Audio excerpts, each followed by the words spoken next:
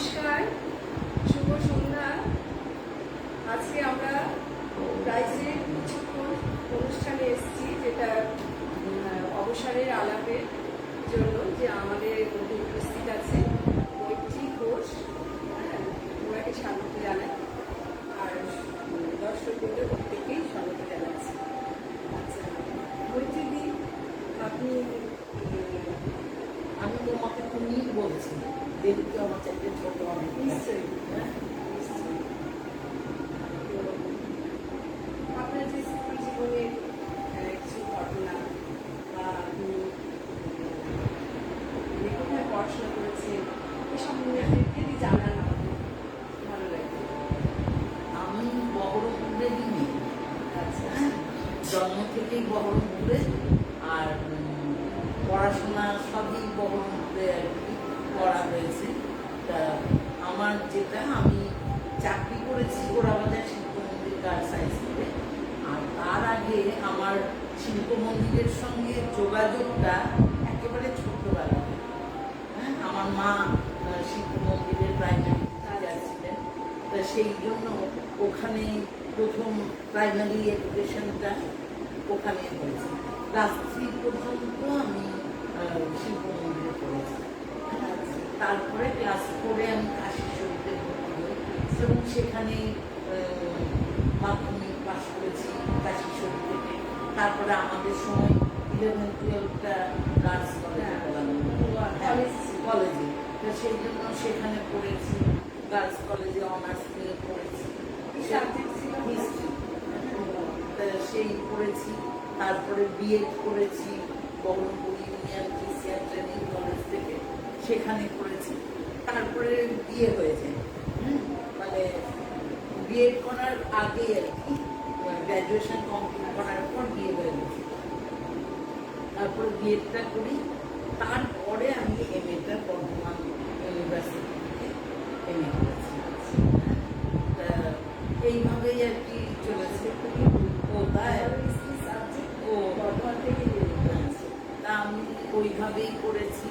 তারপরে মাঝে ছেলেগুলো ছোট ছিল আর কি, তখন সেই অবস্থায় আমি প্রথমে সরস্বতী বিদ্যা মন্দিরে চাকরি করতাম।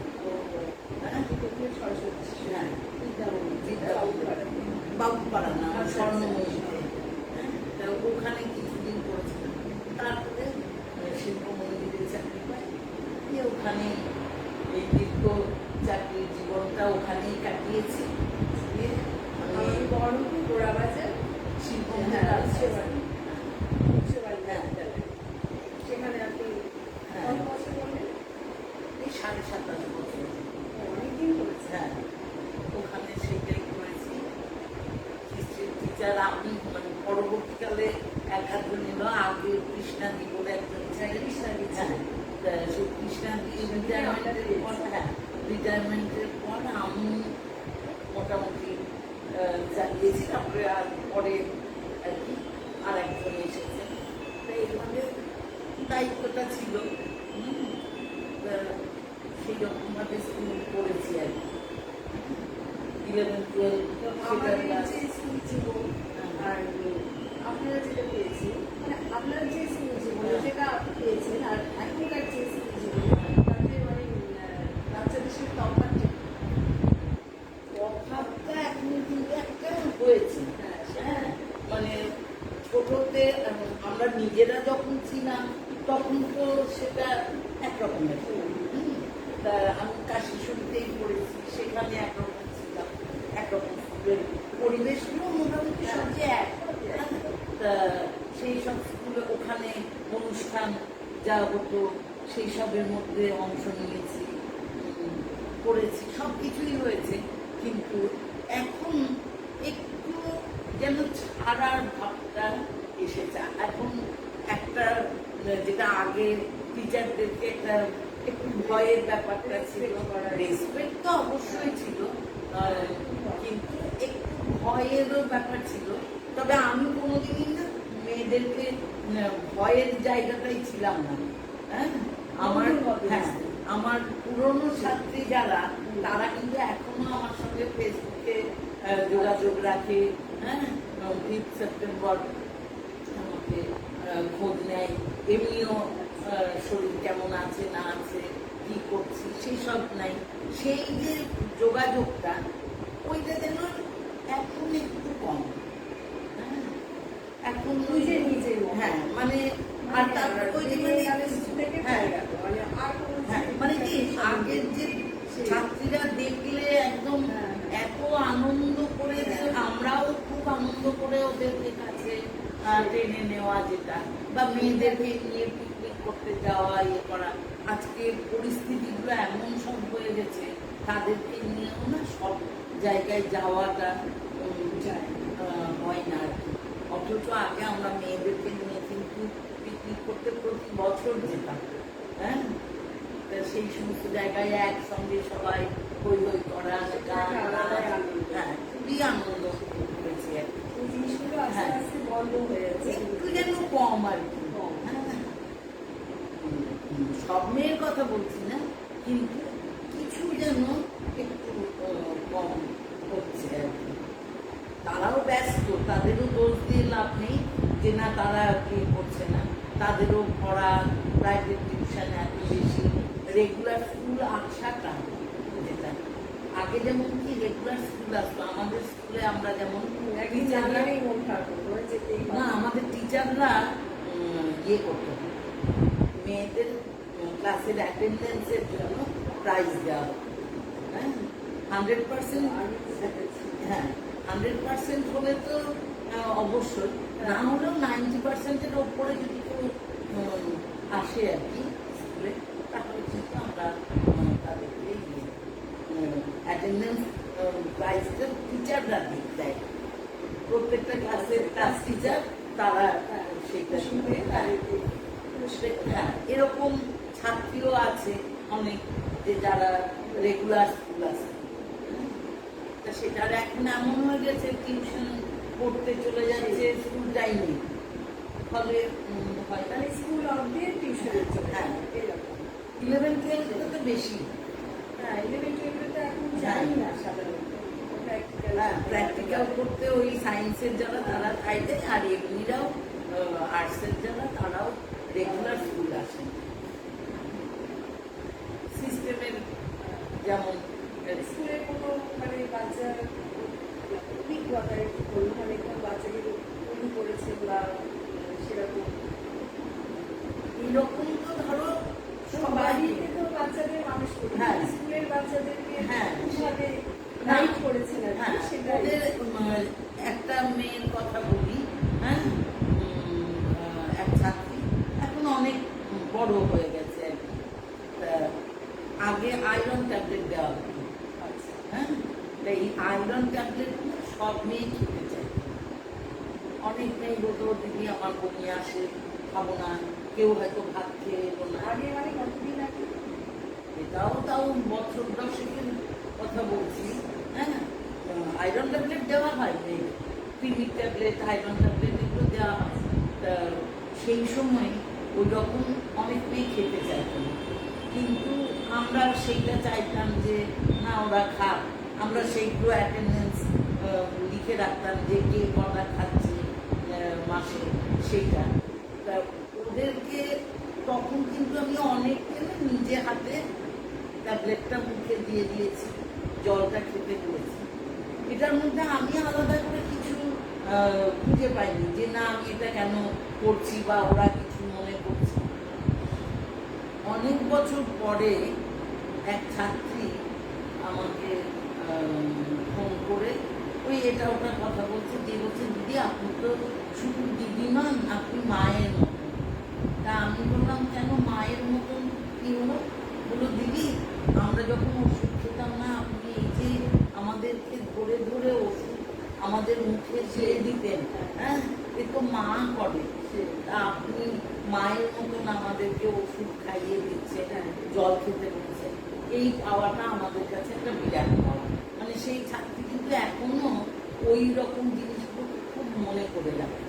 তা আমারও শুনে ভালো লাগলো এরকম। হ্যাঁ অথচ এই এটাকে আমি আলাদা করে কিছু মনেও করিনি যে কিছু করেছি তাদের নিয়ে। এটা ভেবেছি এমনি ক্লাসে মেয়েদের খাওয়াতে হবে, ওরা খেতে চায় না, আচ্ছা ঠিক আছে দিই খাইয়ে, হ্যাঁ ওরা ওইটাকেই আদর মনে করেছে। এরকম অনেক ঘটনাই আছে। আর পড়াশোনায় মানে সিলেবাসটা সম্বন্ধে যদি একটু বলেন, মানে আগে আমরা যেটা পড়েছি এখন যেটা হ্যাঁ সিলেবাস তো পাল্টাচ্ছেই, হ্যাঁ কোশ্চেনের প্যাটার্ন পাল্টাচ্ছে। পাল্টে গেছে। আগে যে ধরনের কোশ্চেন হতো, বড় বড় ইতিহাসের কোশ্চেন, আগে লোকে সবাই ভয় পেত, ওরে বাবা এত বড় কোশ্চেন, হ্যাঁ ইতিহাস পড়তে হবে, এত পড়া পড়বো না। হ্যাঁ তো এইরকমটা আর কি ওদের মধ্যে ধারণা, অনেকেই শুধু ওই বেশি পড়তে হবে এই ভয়ে করতে চাইতো না। কিন্তু ওদেরকে আমি বলেছিলাম যে ফুলের গোলা যেমন, ফুলের গোলা হ্যাঁ একটা জায়গা থেকে ধরে যদি পরপর পরপর টান দেওয়া যায় তাহলে পরে কিন্তু গোলাতে কোথাও গিট পড়ে না, পরপর টানা সুতোটা কিন্তু বেরিয়ে আসে। তাই একটু যদি খেয়াল করে শালধারীগুলো যদি একটু খেয়াল করে পড়াটা যায়, বোঝা যায়, হ্যাঁ তাহলে পরে কিন্তু অসুবিধা করে বলেছি। হ্যাঁ তো এইটা ওদের বলেছিলাম, কারণ কি কোন ঘটনাটার পরে কোন ঘটনা, সেইটার যে একটা ধারাবাহিকতা, শালগুলোকে তো একটু রাখতে হবে মাথায়। ওরা শালের কথা বললে হয় জোরে বাবা এত শাল তারিখ মনে রাখা সম্ভব নয়, কিন্তু কিছু তো হ্যাঁ রাখতেই হ্যাঁ হবে। সেটা তো হবে, হ্যাঁ কিন্তু ওইটাই যুগ অনুযায়ী পড়ানোটা ছিল, সেইভাবে পড়াতাম। আর তার সঙ্গে ওইভাবে বলতাম যে এটা করে এটা এইভাবে যদি রাখো পরে তাহলে, বা ক্লাসে যখন পড়াতাম বোর্ডে লিখে দিতাম যে এইভাবে যদি কার পরে কে কার পরে কে, এইরকম যদি জিনিসগুলো মনে রাখা যায় তাহলে পরে কিন্তু বিষয়টা ইয়ে হবে না, অসুবিধা হবে না। তো এরকমভাবে কিন্তু ওদেরকে বলেছি, করিয়েছি। এখন সিলেবাসটা আরো চেঞ্জ হয়ে গেছে, আগে যে সিলেবাস ছিল আর এখন তো কোশ্চেন প্যাটার্ন এত ছোট, মানে কি নিখুঁত করে না পড়লে উত্তর দেওয়া সম্ভব নয়। ছোট ছোট ছোট ছোট প্রশ্ন, নাম্বার কিন্তু আজকে সত্যি কথা বলছি, আমরা যখন কলেজে পড়েছি বা তারপরে মেয়েরা যখন ইয়ে করেছি, মেয়েদেরকে পড়িয়েছি, তখন কিন্তু ওরা ওই রকম এবং একটা নাম্বার না কম দেওয়ার প্রবণতা ছিল। হ্যাঁ মাধ্যমিক উচ্চ মাধ্যমিকের খাতাও দেখতাম আমরা, দুটো পরীক্ষারই খাতা, সেটাও দেখতাম। তো সেইখানে আমার একটা ঘটনা মনে আছে, একটি মেয়ে এত ভালো লিখেছিল হায়ার সেকেন্ডারিতে, হ্যাঁ আমি কিছুতেই না তার কিন্তু 80 নিচে নম্বর দিতেই পারছি না, যতই কাটবার চেষ্টা করছি যে কেটে যদি একটু কম দেওয়া যায়, কিন্তু দিতে আর পারছি না, এত ভালো লেখা। হ্যাঁ দিয়ে তারপরে সেই রকম ভাবে দিলাম, দিয়ে তাতেও কিন্তু 82-83 বোধহয় পেয়েছি। হ্যাঁ তারপরে যখন খাতা জমা দিতে গেছি, হেড এক্সামিনার আমাকে বলছেন আপনি এত নম্বর দিয়েছেন মেয়েটাকে। আমি বললাম আপনি দেখুন যদি কোথাও কাটতে পারেন কেটে নাম্বার কমান। আমার হাতে সম্ভব হয়নি যে এর চাইতে কম করা। বলছে না এই মেয়েটা তো অনার্স নেবে। আমার নিশ্চয়ই নেবে, অনার্স নেবে, ভালো নম্বর পাবে, ফার্স্ট ক্লাস পাবে, বা তাকে কেন আমি আরো কেটে ইয়ে করবো। আগে যেমন একটা কি ছিল 12 নম্বরের প্রশ্ন, তাতে 8-এর বেশি হবে না দেওয়া, যত ভালোই লিখুন, হ্যাঁ সেই রকম 18 নম্বরের প্রশ্ন ছিল, তার তো নাম্বার সেই 9-10-এর বেশি, ফলে নম্বর বেশি উঠল না। আর আজকে এখন যেমন হয়ে গেছে, হ্যাঁ এখন মেয়েরা 100-100ই পেয়ে যাচ্ছে, না হলে 98, প্রচুর নাম্বার, কোনো কাটার ব্যাপার নেই, ছোট ছোট প্রশ্ন সেইগুলো সব তারা লিখছে, টু দি পয়েন্ট অ্যান্সার দিয়ে দেওয়ার নম্বর, সেইটা এইরকমভাবে এইরকম ধরনের পরিবর্তন তো হচ্ছেই। হ্যাঁ তখনকার একটা সিস্টেমে একরকম ভাবে হয়েছে, আজকে এরকম হয়েছে। হ্যাঁ সিলেবাসটাও চেঞ্জ হয়ে গেছে, হ্যাঁ অনেক কিছুই অন্য বাইরে আর কি পড়াতে ভালোই, এখন কিন্তু এই যে নম্বর বেশি পাই কম্পিটিটিভ পরীক্ষায় অন্যদের সঙ্গে, সেখানে নাম্বার বেশি থাকতে ভালো, কারণ অন্য বোর্ডে তো নাম্বার বেশি পায়। এছাড়া আপনার মানে কি ভালো লাগে আর কি? ভালো লাগা অনেক কিছুই আছে আমার। হ্যাঁ, আমি সেলাই করতে ভালোবাসি, গান করতে ভালোবাসি, গল্পের বই পড়তে ভালোবাসি, হ্যাঁ, রান্না করতে ভালোবাসি, এরকম ফেব্রিক, এরকম ফেব্রিকের কাজ হ্যাঁ, তো এরকম অনেক কিছুই, মানে কোনোটাই আমি বলবো না যে আমি একেবারে 100% খুব ভালো, হ্যাঁ, কিন্তু করবার ইচ্ছা করেছি। হ্যাঁ, করবার ইচ্ছাটা আর কি আছে। আপনি তো বেরিয়েছেন অনেক জায়গায়, হ্যাঁ, যদি বেড়ানোর কোনো একটা মানে অভিজ্ঞতা বা একটা থাকে না হ্যাঁ, যে, হ্যাঁ। বেরিয়েছি অনেকই, আমার এখন খালি ভারতবর্ষের মধ্যে গুজরাটটা বাকি আছে, আর এদিকে নাগাল্যান্ড, অরুণাচল, মিজোরাম এইগুলো বাকি। কিন্তু তা না হলে আমি প্রত্যেক মানে সব জায়গায় যাওয়ার একটা প্রবণতা, আমার হাজব্যান্ড খুব ভালোবাসতেন বেড়াতে, হ্যাঁ, ওই জন্য একটু কিছু হলেই চলো করে গিয়েছি।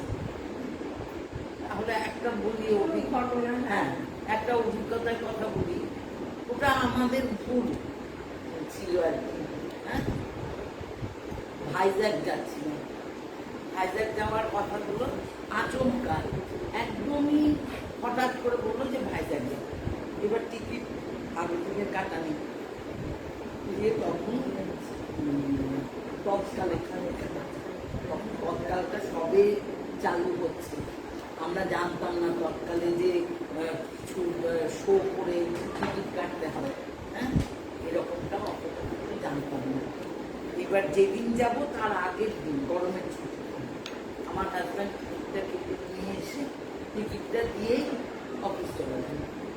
এবার আমিও টিকিট কিন্তু আর ভালো করে দেখিনি যে ওতে লেখা আছে বা কিছুই দেখিনি, টিকিটটা রাখলাম, রাখার পর ননদকে ফোন করেছিলাম যে আমরা বেড়াতে যাবো, তুমি চলে এসো, আমরা কালকে যাবো। ও চলে এলো, যাবো বলাতে মা দেখা করতে এলো, তখন তো এটিএম এর এত ব্যাপার ছিল না, টাকা তুলতে হবে, ব্যাংকে যাব, এইসব ছিল। তারপরে স্কুলের ম্যানেজে গিয়ে একাডেমিক কাউন্সিলে ছিল, রুটিন করার ব্যাপার ছিল, সেই সময়ের জন্য বিকেলে আবার সেটাতে গেছি। তারপরে এসে গোজগাছ করে পরদিন ভোরবেলায় ওই ভাগ্যবতীতে যাব। ফলে টিকিটটা নিয়েছি, কিন্তু টিকিটের সঙ্গে যেটা দেখিয়ে টিকিট কাটা হয়েছে সেটা কিন্তু নিইনি। এইবার এখান থেকে তো গেলাম, গিয়ে হাওড়াতে করমণ্ডলে চেপেছি। ট্রেন যখন খড়গপুর ঢুকছে সেই সময় ট্রেনের সুপারিনটেন্ডেন্ট উনি এসে টিকিট দেখতে চাইলেন, টিকিট দেখানো হলো, দিয়ে বলছে টিকিটটা যেটা দেখিয়ে টিকিট কেটেছেন তৎকালে সেইটা নেই। এইবার ও স্কুটারের লাইসেন্সটা দিয়ে টিকিটটা কেটেছে, সেটা তো নিয়ে যাওয়া। এইবার বলছে না, ওটা না দেখালে হবে না, জেনুইন কিনা আপনারা তাই। অথচ কি ওই ট্রেনে এসি টায়ারে আরও যারা ছিল তারা বলছে তো জেনুইন ফ্যামিলি, দেখতেই পাচ্ছেন যে স্বামী স্ত্রী, ছেলে আর আমার ননদ, চারজন। বললো না, তা বুঝতে পারছি যে ওনারা জেনুইন, কিন্তু দেখাতে হবে। এবার দেখাবো কি করে, নাই তো সঙ্গে। যে বলছে কোনো প্রমাণ আছে এমন কিছু দেখাবো, সেই প্রমাণ আর কি করবো, ওটা সব কিছু হাত রাখছি, সে আর পাচ্ছি না কিছু। এই সময় আমার ননদ কিন্তু ওর কাছে ক্যাশ সার্টিফিকেট দুটো ছিল, যেটাতে 2 ভাই বোনের নাম, ওইটাকে দেখানো। হ্যাঁ, সবাই যারা আরো যারা ছিলেন বললো এ তো একেবারে গিয়ে আর কোনো ব্যাপার না, ঠিক আছে, চলে গেল। ভদ্রলোক যে ওইটার মধ্যে নোট করে দিয়ে গেছে সেটা তো আর আমরা জানি না, চলে গেলেন। তারপরে কটক ট্রেন, ওখানে গেছে, ওখানে গিয়ে তখন উনি আবার বলছেন যে আপনাদের টিকিটের পাশে এইটা লেখা আছে, তা ইয়ে করুন, তারপরে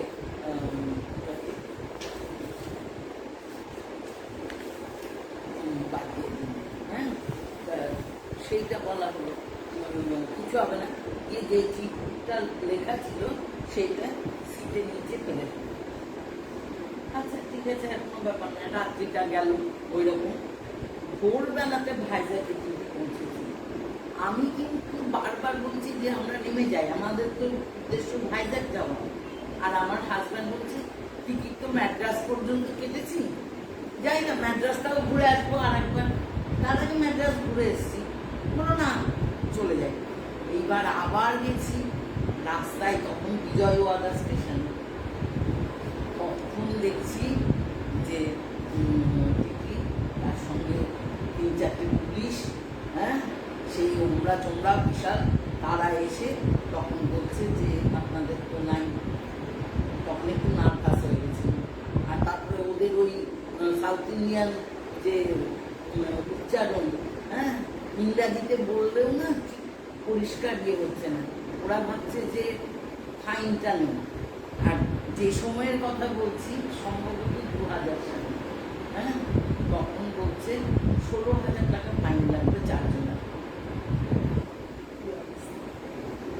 যে তখন আর কিছু বলতে পারছি না, মানে এত হেল্পফুল পাশে যারা ছিল তারা বললো চুপচাপ এখন, ওনারা বলছেন দেখছি, এবার টিকিটটা নিয়ে চলে গেল। আর দেখা পাচ্ছি না ওদের। তারপরে প্যান্ট্রি কারে গেল, গিয়ে ওখানে সবাইকে, আরও সবাই যারা ছিল তাদের নিয়ে প্যান্ট্রি কারে গিয়ে সেখানে বসে কথা হচ্ছে। দিয়ে কথা টথা বললো, খাওয়া দাওয়া হয়ে গেল, পার হয়ে গেল। এবার সবাই তো শুয়ে পড়েছে।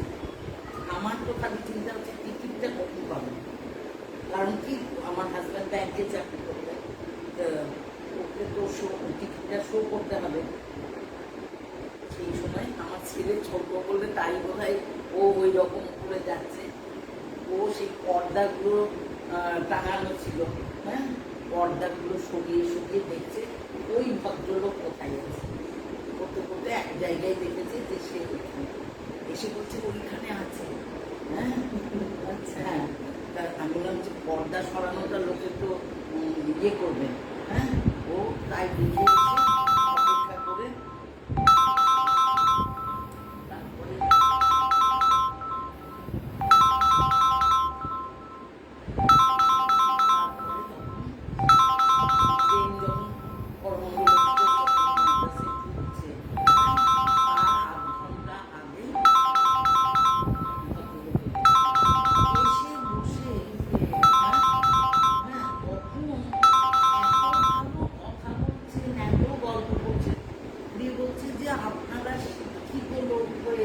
আপনারা দেখবেন না যে টিকিটের নিচে লেখা আছে যে যেটা দিয়ে টিকিট কাটে সেটা শো করতে হয়। আমরা দেখুন আমরা এইরকম পরিস্থিতিতে জানা গেল, হ্যাঁ, মানে এরকম একটা ঘটনা হলো। দিয়ে তখন বলছে কি করতেন, তাহলে আমার আপনাদের যদি এই টাকাটা দিতে হয়। আমরা দেখুন সঙ্গে যা আছে টাকাটা দিয়ে দিতে পারবো, হ্যাঁ, কিন্তু তাহলে আর এই যে বেড়ানোর যেগুলো ব্যাপার সেইখানে কিন্তু প্রবলেম হবে আমাদেরকে। ওখান থেকে গিয়ে ভাইজাগ থেকেই ফিরতে হবে। দিয়ে তখন ভদ্রলোক নৈহাটি কত গল্প করলেন, কত কিছু বললেন, বলে লাস্টে নামার আগে টিকিটটা দিয়ে এই একটা মানে অভিজ্ঞতা। হ্যাঁ, সেরকম হয়েছিল। আচ্ছা, আমি তো গান বাজনা করেছি, তো একটু গান শোনান। হ্যাঁ, আসলে গান করতাম আগে, এটা সত্যি কথাই। এখন একটু চর্চার অভাব, অনেক দিন একটু বাড়ির পরিস্থিতি আমার এমন হয়েছিল, হ্যাঁ, যার জন্য গান গান করা সেরকম দেখাচ্ছে। হ্যাঁ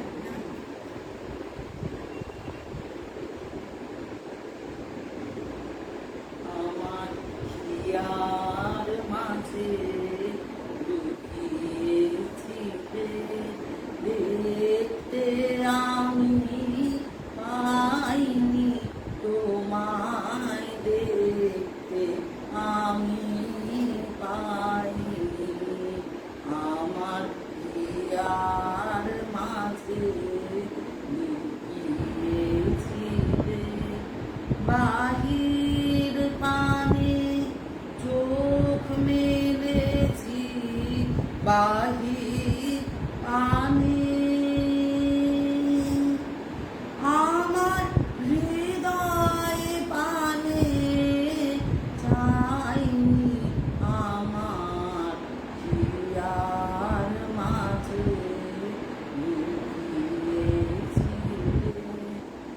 আমার সকল ভালোবাসায়, সকল আঘাত, সকল আশায় তুমি ছিলে আমার কাছে, তুমি ছিলে। আমি তোমার কাছে যাইনি, আমার হিয়ার মাঝে লুকিয়েছিলে তুমি। আনন্দ হয়েছিলে আমার খেলায়, তুমি মন আনন্দ হয়েছিলে আমার খেলায়। আনন্দে তাই ডুবেছিলে, আনন্দে তাই ঘুরেছিলে, কেটেছে দিন হেলা। গোপন রহি গভীর প্রাণে আমার দুঃখ সুখের গানে সুর দিয়েছ তুমি। আমি তোমার গান তো গাইনি, আমার হিয়ার মাঝে লুকিয়েছিলে, দেখতে আমি পাইনি তোমায়, দেখতে আমি পাইনি। আমার হিয়ার মাঝে লুকিয়েছিলে। বাহ, খুবই সুন্দর হয়েছে। গলাটা না, এই একেবারে যে রোগের স্নেহটুকু খুব ভালো লাগে শুনতে। গলাটা ডিস্টার্ব করছে, আর ওরা পাই না। ঠিক আছে, এবার আমি তো সেলাই প্রচুর সেলাই টেলাই করেছি, শুনেছি। হ্যাঁ, এবার যদি সেরকম কিছু থাকে তাহলে এই যে আমাদের দেখান ওনার কাছে। করেছি অনেক, হ্যাঁ, এক নম্বর নিয়ে আসা তো সম্ভব নয়, হ্যাঁ। আর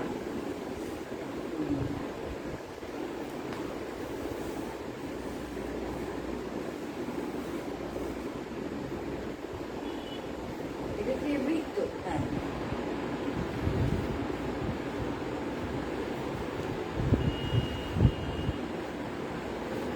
আঁকাটাও কি আপনি এঁকেছেন না? হ্যাঁ, একজনের কাছ থেকে আঁকা নিয়েছিলাম।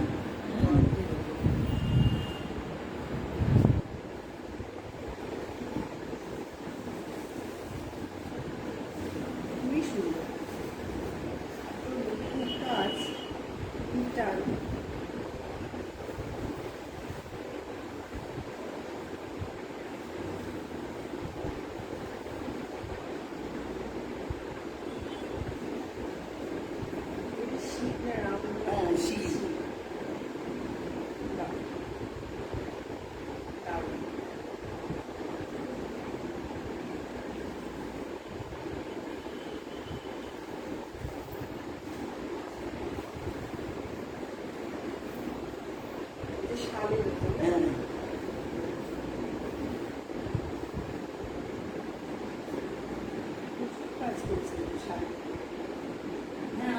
সেলাই করেছি প্রচুর।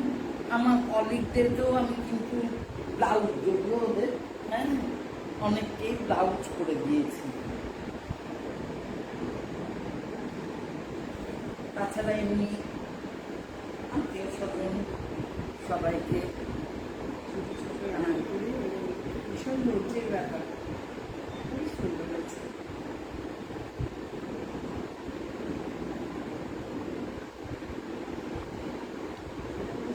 এটাও শাল গুজরাটি স্টিচের। বিছানার চাদরও অনেক করেছি, কিন্তু সেগুলো আর আনা তো সম্ভব নয়।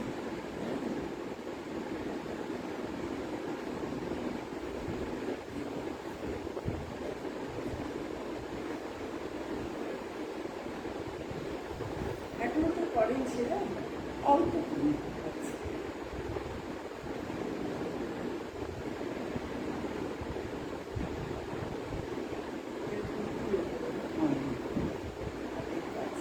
গুজরাটি কাজ। দারুণ। ভীষণ নিখুঁত কাজ। ভীষণ সুন্দর। ওড়নাটা আচ্ছা, এটার সাথে দারুণই কাজ।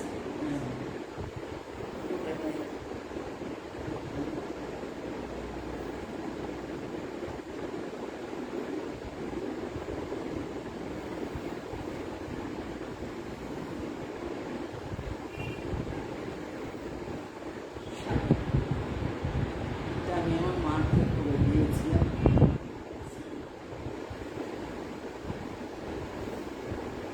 আমার মা দুজনাই খুব সেলাই করতে। ভীষণ সুন্দর। ওনারা দুজনাই সেলাই করতেন। আমার ঠাকুমাকেও আমি বিছানার বড় চাদর কাজ করে দিয়েছিলাম। এত খুশি হয়েছিলেন না তারা নিজেরা আর কি, যেহেতু ভালো সেলাই করতেন আর কি, তাই মাকে করে দিয়েছিলাম।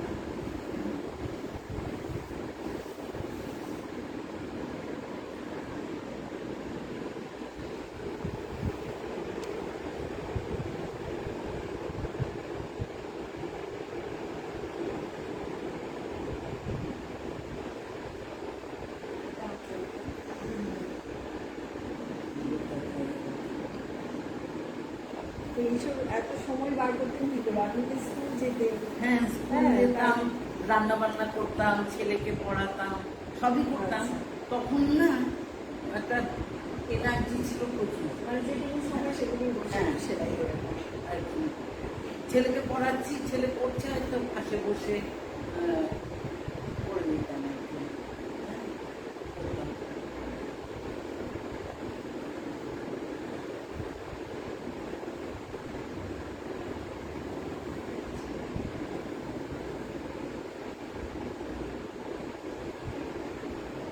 এখন কি সেলাই করছেন? এই মুহূর্তে কিছু সেলাই করছি না।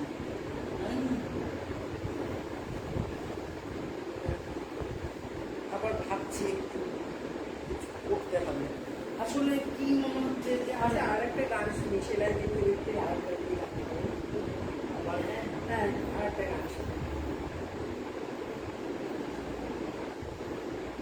গলা কিন্তু এইরকমই হ্যাঁ, একেবারে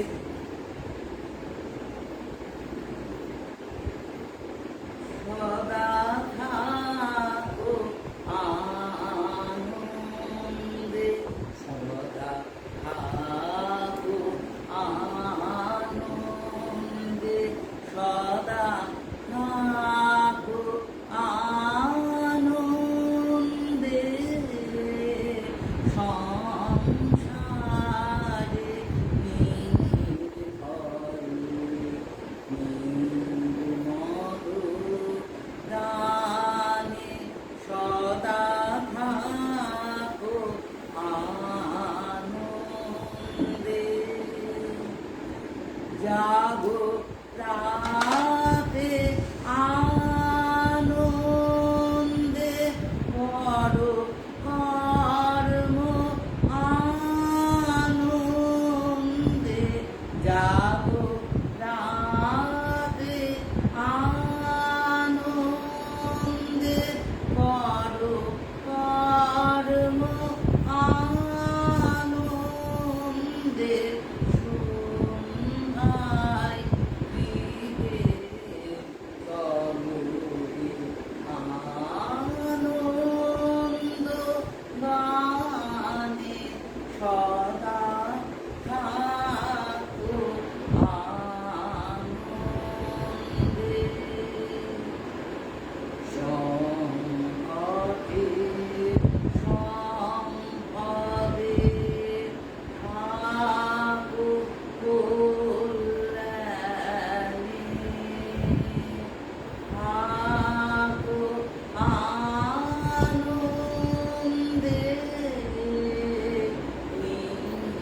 তোরা অপমান সবারে ক্ষমা করি মাগো আনন্দে চির অমৃত নির্ঝরে শান্তির আনে সদা থাকো আনন্দে। বাহ, সত্যি এরকম যদি সবসময় আনন্দেই থাকা যায় সেই তাহলে ওইটাকে শান্তি ফিরে আসবে। গানের কথাটা হ্যাঁ। বড় সুন্দর আর কি। খুবই সুন্দর। সবই আমাদের প্রত্যেকটা গানেরই বানিয়ে আর কি তৈরি আর কি। হ্যাঁ সেই হিসাবে আচ্ছা, রান্না বান্নার একটা রেসিপি আমাদের একটু বলে দিন। একটা সুন্দর মানে চাট করে হয়ে যায়। হ্যাঁ। আমাদের ধর এখন আর বেশি রান্না না করতে সেগুলো ভালো লাগে না। হ্যাঁ, একটু মুখরোচক কিছু চাট করে হয়ে যায়, এরকম একটা রেসিপি আমাদের। তাহলে একটা জল খাবারেরই বলি। হ্যাঁ অনেক রবিবার বা ছুটির দিনে তো লুচি টুচি তো ভাজা হয়, যদিও আজকাল স্বাস্থ্য সচেতন হ্যাঁ, সবাই। হ্যাঁ, হ্যাঁ কিন্তু লুচির যেমন ময়দা মাখা সেই রকম ময়দা মেখে তার মধ্যে একটু চিনি দিতে হবে, নুন তেল চিনি হ্যাঁ এগুলো দিয়ে ময়ান দিয়ে ময়দাটাকে মেখে নিতে হবে। আর নারকেল কুড়ে তার মধ্যে কালো জিরে নুন চিনি পেঁয়াজ কুচি কাঁচা লঙ্কা কুচি এই সব দিয়ে মাখিয়ে ওই যেটা খাটনির সেটা হচ্ছে লুচি বেলা। হ্যাঁ মানে একটা কচুরি করতে দুটো করে লুচি লাগবে। হ্যাঁ তা মানে অনেকগুলো লুচি দেখতে হবে। সেটা আর যদি কেউ মনে করে যে আমি একটাই বড় করে করবো করে দিয়ে পুরীর মতন বা ডিজাইন করে হ্যাঁ তাহলে সেটাও হবে। আর তা না হলে একটা লুচি বেরিয়ে তার উপরে উত্তর দিয়ে আর একটা লুচি চাপা দিয়ে পাশগুলো মুড়িয়ে নেওয়া ভাজতেই হবে। শুধুই ওটার সঙ্গে আর অন্য কোনো কিছু দরকার হয় না, ওইটাই খাওয়া যায়। চায়ের সাথে খাওয়া যায়। খুবই টেস্টি। মানে যারাই খেয়েছে আর কি তারা প্রত্যেকেই কিন্তু খুব অ্যাপ্রিসিয়েট করে আর কি এরকম।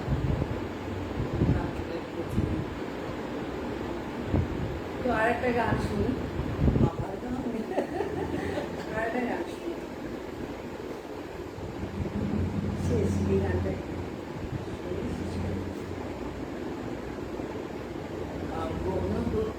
বাহির হয়ে বাইরে দাঁড়া বুকের মাঝে বিশ্ব লোকের ভাবি সারা আপন হতে বাহির হয়ে বাইরে দাঁড়া এই যে বিপুল ঢেউ লেগেছে তোর মাঝেতে উঠুক নেচে নেচে সকল পরাণ দিক নানারা বাইরে দাঁড়া বাইরে দাঁড়া আপন হতে বাহির হয়ে বাইরে দাঁড়া বসনা ভ্রমরে নীলিমায় আসন লয়ে অরুণ আলোর স্বর্ণ রেণু মাখা হয়ে বসনা ভ্রমরে নীলিমায় আসন লয়ে অরুণ আলোর স্বর্ণ রেণু মাখা হয়ে যেখানেতে অবাধ ছুটি মেল শেখা তোর ডানা দুটি দুটি সবার মাঝে পাবি সারা বাইরে দাঁড়া বাইরে দাঁড়া আপন হতে বাহির হয়ে বাইরে দাঁড়া।